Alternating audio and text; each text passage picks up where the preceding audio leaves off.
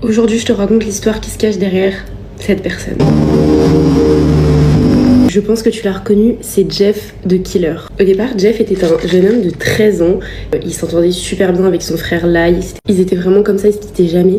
Un jour, ils emménagent dans un nouveau quartier avec leurs parents et ils sont pas très bien accueillis par l'entourage. Ils se font tabasser. Ils se font tabasser et pour se défendre, Jeff les tabasse en retour, sauf que c'est son grand frère Lai qui prend et qui se fait arrêter pour cette bagarre. Et ça, il le vit très très très mal. Quelques mois plus tard, il se refait embêter par les mêmes garçons et là pour Jeff, c'est trop, il veut prendre sa revanche, il veut venger son frère et il les tue tous.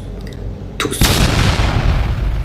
Enfin, tous sauf un, et le dernier qu'il ne tue pas va venir mettre de la javel sur le visage de Jeff et il va mettre le feu. Jeff prend feu quoi. Là vous allez vous dire, mon Dieu, mais c'est comme ça que Jeff meurt. Pas du tout, il survit et il se réveille à l'hôpital.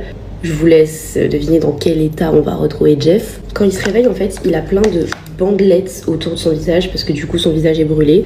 Et quand on enlève ces bandelettes, en fait on retrouve un visage complètement brûlé. Et quand Jeff découvre sa nouvelle apparence, il adore. Pardon? Pardon? Pardon? Il rit un peu de manière creepy et il fait mais... J'adore ce nouveau look. Flic, appelez les flics.